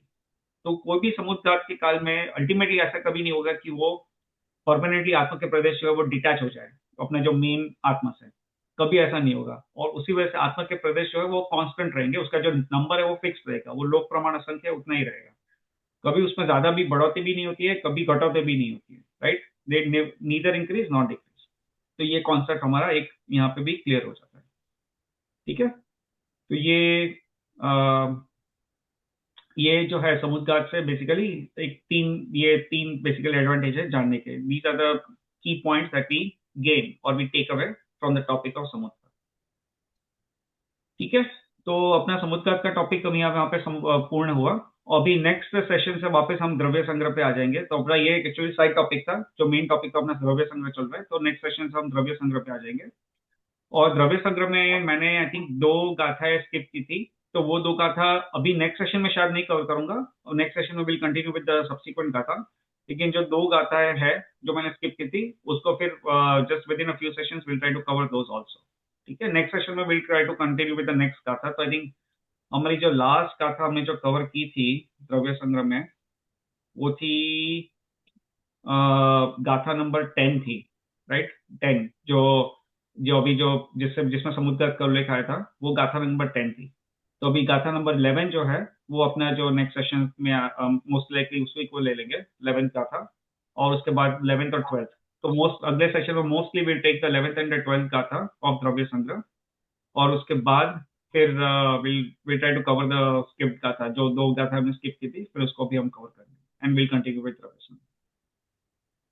ठीक है, चलिए, अगर किसी को कोई प्रश्न ना हो तो फिर हम अंत मंगलाचरण कर लेते हैं। आज थोड़ा अपना जल्दी समाप्त हो जाएगा, like not that fast, but may be अभी 7 मिनट बचे हैं। ठीक है, अंत मंगलाचरण कर लेते हैं, फिर उसके बाद वापस किसी और को भी फिर भी कोई प्रश्न हो तो उसके बाद भी पूछ सकते हैं।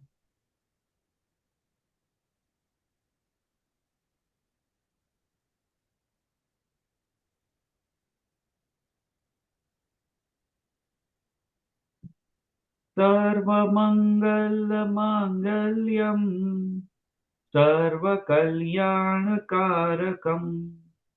प्रधानं सर्वधर्माणां जैनं जयतु शासनम्, जैनं जयतु शासनम्। 9 बार नवकार मंत्र। Palak, if you want to do the जिनवान स्तुति। निज निधि निज में बताई, यह अनंत उपकार है। इसके लिए जिन वाणी माँ को वंदना 100 बार है। जावानी के ज्ञान से सूझे लोकालोक, सुवाणी मस्तक नमो सदा देत हूँ ढो, सदा देत हूँ ढो। 9 टाइम्स नमोकार मंत्र।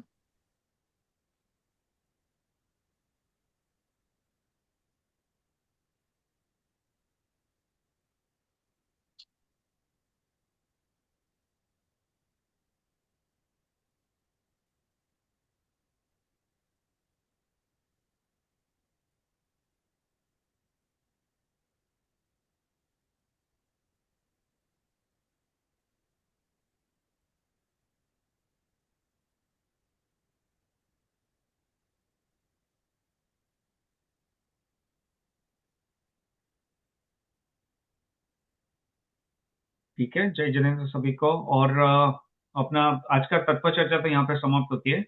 अभी जस्ट मैं बता रहा था कि मुझे याद आया तो कि अपने द्रव्य संग्रह तो अभी मेन चल ही रहा है, तो will continue with that. But हमारे और भी काफी साइड टॉपिक्स भी है जो अपने लिस्ट पे है। जैसे अभी काल चक्र का टॉपिक है, फिर कर्म कर्म की थियरी से रिलेटेड थोड़े टॉपिक्स है वो भी हम ले सकते हैं। और आई थिंक दूसरे अन्य भी, हाँ, अपना जो व्यवहार नहीं और निश्चय नहीं, वो भी एक टॉपिक है। तो there are lot of other side topics also that we have on our list. So जब थोड़े थोड़े टाइम में हम बीच बीच में इस तरह से साइड टॉपिक भी थोड़े हम लेते रहेंगे, बट जो अपना मेन तत्व चर्चा है वो तो अभी द्रव्य संग्रह पे चलेगी। और द्रव्य संग्रह पे भी अभी इसमें काफी सारे जो अभी क्या है, जीव का वर्णन चल रहा है, राइट? तो जीव द्रव्य का वर्णन चल रहा है, तो उसमें जीव को 9 प्रकार से उसको एक्सप्लेन किया गया है, तो उसी का भी टॉपिक अपना चल रहा है। और वो समाप्त होगा, उसके बाद फिर जो बाकी के 5 द्रव्य है उसके बारे में आएगा। और उसकी वो तो सब बहुत बेसिक हो जाएगा, क्योंकि आपने काफी भी अपना द्रव्य से रिलेटेड ऑलरेडी काफी हमने तत्व चर्चा कर ली थी। तो वो क्या हो जाएगा कि आपका अच्छा एक रिवीजन हो जाएगा, जब द्रव्य संग्रह की गाथा पढ़ेंगे जब बाकी के अन्य द्रव्यों पे, तो वो हो जाएगा। और उसके बाद फिर और दूसरे इंटरेस्टिंग टॉपिक आएगा, वो 7 तत्वों का टॉपिक आएगा द्रव्य संग्रह में। And that is very important topic also, that is basically very basic topic in Jainism. तो वो इंपॉर्टेंट टॉपिक भी है, बेसिक टॉपिक भी है, तो फिर वो आएगा। तो द्रव्य संग्रह में भी बहुत सारे अभी इंपॉर्टेंट और इंटरेस्टिंग टॉपिक्स आने ही वाले हैं, तो वो तो आएंगे ही। और बीच बीच में जब हमें like if you want to take a break and take cover any side topic, तो वो साइड टॉपिक को भी हम बीच बीच में थोड़े लेते रहेंगे इस तरह से, लाइक जैसे एक दो सेशन या 2-3 सेशन करके we try to cover some side topics also. ठीक है, चलिए, किसी को कोई प्रश्न है अभी? कल्पेश में हाँ, एक रिक्वेस्ट थी कि ये जब हो जाएगा ना रिकॉर्डिंग, तो ग्रुप में डालोगे कि डायरेक्ट यूट्यूब पर ही रहेगा? नहीं, मैं आंटी, मैं ग्रुप में मैसेज डाल दूंगा जब मैं अपलोड करूंगा ना, तब मैं मैसेज डाल दूंगा। तो हाँ, अपने क्योंकि ग्रुप में मेरा तो भी डाल ही। थोड़ा बीच में आज भी थोड़ा छूट गया है। हाँ हाँ हाँ, नहीं आंटी, मैं ग्रुप में मैसेज डाल दूंगा। मैं यूट्यूब पे ही डालूंगा obviously, but I mean upload तो वीडियो पे यूट्यूब पे होगा, लेकिन मैं ग्रुप में डालूंगा। क्योंकि वो मेरा कुछ थोड़ा प्रॉब्लम आ जाती है, तो मेरा थोड़ा बीच में छूट जाता है बार बार। हाँ हाँ, कोई बात नहीं। Okay, thank you. कल्पेश भाई, मैं ये भी सोच रही थी, वो आपने बोला था ना लास्ट में टाइम मिलेगा, तो वो 90 डिग्री वाला, वो क्या था? हाँ, वो अच्छा। ज्यादा टाइम लगेगा उसको या? हाँ, वो एक्चुअली अभी अपना टाइम, हाँ, ये लाइक उसके लिए मुझे लगता है 5 से 10 मिनट लगेगी। तो अच्छा। हाँ, तो will cover it in some other session. तो उसमें क्या, बाकी लोग भी अगर अटेंड करेंगे तो उनको भी at least they will also be benefited. तो अभी अपना एक्चुअली वाटे समय वेता कुछ, जी भी वाचे ना? क्या बोल रहे हो आंटी? वाटे वेता जी तो एक गतिમાંથી બીજી ગતિમાં જાય ત્યારની વાત છે ને? हाँ हाँ हाँ, यानी जो गमन होता है एक गति में, जब जीव की मृत्यु होती है और दूसरी गति में जब गमन करता है, वो उसमें वो जो कॉन्सेप्ट है। और यहाँ पे जो ये टॉपिक आया था अभी, आहरक शरीर के संदर्भ में आया था, तो वो बेसिकली कॉन्सेप्ट सेम ही है। वो जब जीव जैसे गमन करता है मृत्यु के बाद विग्रह गति में, और ये आहरक शरीर भी उसी उसी वही फिलोसफी या वही प्रिंसिपल फॉलो करके फिर वो भी गमन करता है। तो कॉन्सेप्चुअली दोनों सेम है वहां पे। तो वो उसी के बारे में बताना था। तो वो मैं आई थिंक कोई अगले सेशन में, या कोई ऐसा सेशन रहा जिसमें हमको 10 मिनट 15 मिनट मिल गए ना, तो उस सेशन में फिर मैं अलग से उसको कॉल करना था। Just try to remind me, so we'll I try to cover it in that session. But ये आज का टाइम हो गया, I can cover it right now also, but फिर जो लोग ड्रॉप आउट हो गए तो they will be missing out. तो for that reason it is, उनको भी लाभ हो जाए, इसलिए फिर वो ऐसे कोई सेशन में कवर करें। हाँ, ठीक है। ठीक है, ठीक है, चलिए, सभी को जय जिनेन्द्र। जय जय। जय जय जिनेन्द्र। जिनेन्द्र। जय जिनेन्द्र।